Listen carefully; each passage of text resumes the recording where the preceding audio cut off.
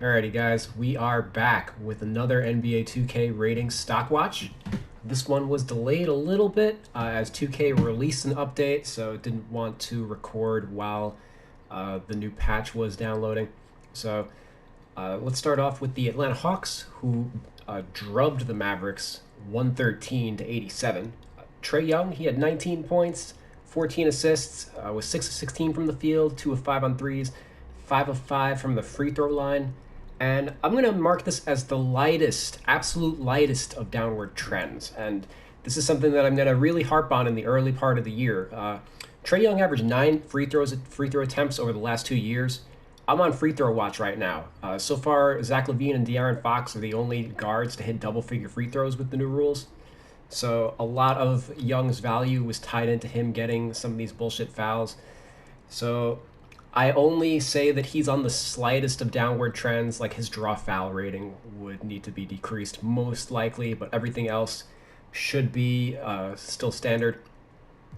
John Collins, he had 16 points, 9 rebounds, 3 assists, 7-11 from the field. Him and Clint Capella, 12 points, 13 rebounds, 6 of 6 from the field in only 21 minutes. These guys are in midseason form. The Hawks are going to push for home court advantage again. Although I say again, they were technically the fifth seed last year, but they should get home court this year. They look to be much improved and much healthier. Cam Reddish missed most of last year with injury. And his first 2 years were marred by erratic shooting, but he had 20 points in this one on 7 of 15 shooting, 3 of 4 on threes.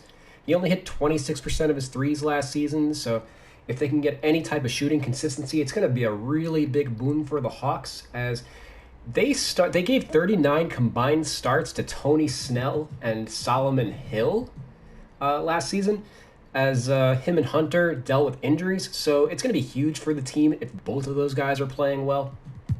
As for the Mavericks, they did not look great.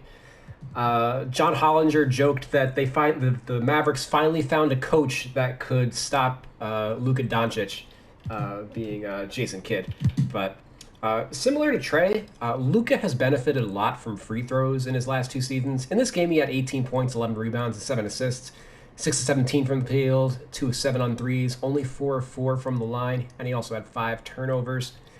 So if he's not getting to the free throw line as much, again, a lot of his value is tied up into that. And I'm just going to generally pose a question. Like, if guards can no longer get away with the ticky-tack stuff on the perimeter, could we see the return of the big man and, at the very least, more post-ups from wings? I would anticipate that a player like Luka would be less affected like this because he has a post game that he would be able to go to, whereas someone like Trey Young, who's a little more diminutive on the perimeter, would otherwise not be. So, again, like Trey, it's the slightest of downward trends for Luka. He's going to generally shoot better than he did in this one. Kristaps Porzingis, he may not shoot better than he did in this one. He had 11 points, 5 rebounds, 2 blocks, 4 of 13 from the field. He got abused by the Hawks' bigs defensively. As we mentioned, Collins and Capella shot combined 13 of 17 from the field. So not great. If he's going to be erratic scoring the ball, he needs to be able to play all league defense caliber. And he certainly wasn't tonight, so we'll probably trickle him down a little bit. Dorian Finney-Smith, 5 points, 8 rebounds, 2 of 12 shooting. He's generally not going to get that many shots, but when he jacks up 12, he needs to hit more than 2, certainly. But otherwise, just an overall poor night for the Mavericks. Generally, they're going to average more than 87 points unless Jason Kidd is as bad of a coach as some anticipate that he might be. But let's head over to the Heat, who also blew out their opponent, the Milwaukee Bucks, 137 to 95. The game wasn't even close. The Heat led by 25 in the first quarter and won by 42. Huge statement game for them against their conference rivals. Jimmy Butler, he had 21, 4, and 6. 6-10 from the field.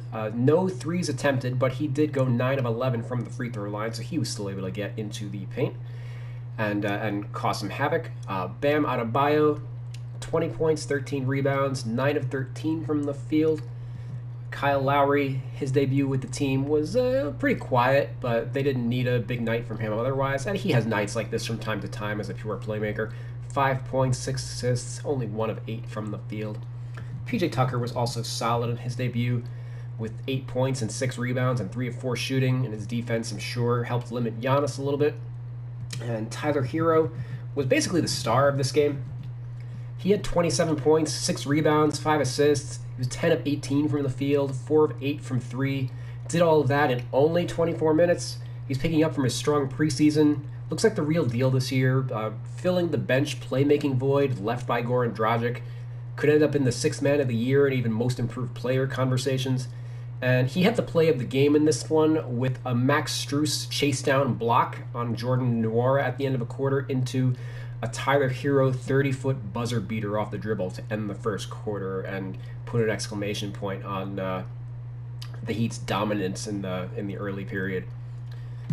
As for the Bucks, they were banged up in this one and didn't come close to matching the Heat's intensity. Pat Connaughton, he started for Brook Lopez. Bobby Portis was also out.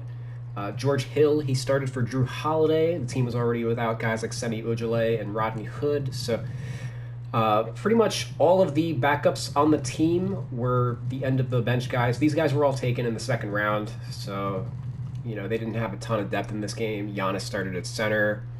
He had 15 points, 10 rebounds, was 4 of 11 from the field, 1 of 3 on threes, and clearly he's trending down after this performance. I think after this we could just go like that, and and Chris Middleton, he had 10 points on 4 of 14 shooting. Same thing. These guys are never going to be all-stars again based on the shooting performance that they had. Obviously I'm a bit tongue-in-cheek there, but I got some concerns about this.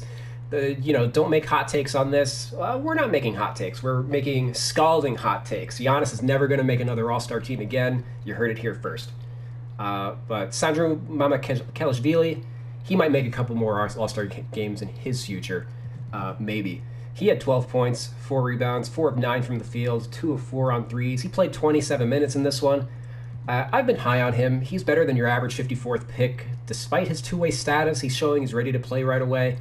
And he's been filling in for Bobby Portis. He fits Milwaukee's system as a floor-stretching big. Obviously, he's not going to play as much once the team is healthy, but certainly he's going to be able to fill that third-string void and might be able to convert into a standard contract by the time the year is done. And let's check out the last game of the night. It was the Warriors who beat the Clippers 115 to 113. Steph Curry, he had 45 points, 10 rebounds, only 1 assist, 16 of 25 from the field, 8 of 13 on threes. He only had 1 assist, but that's because he couldn't miss scoring 25 points in the first quarter on perfect shooting. That 1 assist cancels out his 10 assist game. He just has too many games where he gets hot and then is utilized more like Reggie Miller than like a true point guard. So that does limit his rating upside a little bit because he's never really going to be a big assist man. Draymond Green did most of the playmaking in this game. He had 10, 6, and 7 with Steph shooting on all cylinders. And he looks poised to have a little bit of a bounce back season after struggling like the last couple of years. Worth noting also that Curry had 10 rebounds in this game. He's averaging 10 rebounds on the season through 2 games, which I don't think anybody anticipated. But he is a pretty good rebounder, especially for his size, and he's able to log a few more rebounds just because the Warriors do play small. They don't run with a traditional center a lot of the time. Jordan Poole, he had 9 points, 4 rebounds, 4 assists, only shot 4 of 14 from the field, and he had 7 turnovers, so a little bit of a rough game for him, falling back down to earth. But as for the Clippers, Paul George, he had 29 points, 11 rebounds, and 6 assists. It was 12 of 23 from the field, 5 of 11 on threes, 0 for 0 from the free throw line. So again, we're keeping track of those free throw numbers for all the stars. They look like they're going to be down, but George otherwise is probably looking at a year comparable to 2019 with OKC. That's when he was All-NBA first team and finished third in the MVP voting that year. So look for his rating to probably go up closer to where Kawhi Leonard is. And Eric Bledsoe, I got to say, he's got to be trending up because, oh man, only 76. He looked revitalized in his return to the Clippers. He was playing out of position last year next to Lonzo Ball and was completely misutilized by the Pelicans. A whopping 34% of his possessions were spot-ups last year compared to 13% in 2019. So I expect his spot-up numbers to be more in line with what it was with Milwaukee.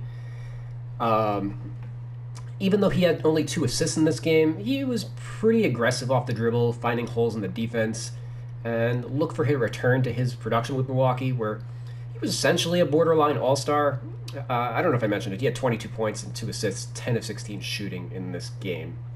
Reggie Jackson, he struggled a bit in this game. 11 points, 6 assists, 4 of 19 from the field, 3 of 9 on threes. So the 3-ball was okay, but he was 1 for 10 from 2. So he's generally going to be better than that. The only thing that kind of gives me pause is he's playing up a position rather than compared to how he did last year. Playing next to Bledsoe is not like playing next to Patrick Beverley, so there could be a bit of an adjustment period for him. And Terrence Mann, where my man at? He had 11 points, 7 rebounds, and 3 assists in 39 minutes off the bench. The Clippers played small to match up with the Warriors, who also played small. Ivica Zubac, he only played 17 minutes. So I think Mann's playing time in this one was more of a matchup thing rather than something the Clippers were actively looking to exploit as they did to Utah in the playoffs. Rather, they were being the ones that were being exploited, and they had to match up to counter that. Though it's certainly clear that Mann will be the main beneficiary when they go to this alignment. So I'm not going to overreact his minute total, but certainly I would consider him like the de facto 6th man of this team since, especially with Serge Ibaka out, they don't have a traditional backup center, so we might see a lot of those lineups in the early going. But anyway, thank you guys for watching this video. A little shorter than the last time, but it's good to have these quick hitters to counterbalance the days where we have a lot to sift through. If you like this video, hit that like button, and let me know in the comments, am I making too big of a deal with the free throws thing, or am I giving the proper respect to the rule changes? Let me know. Thanks for watching, and I'll see y'all later tomorrow.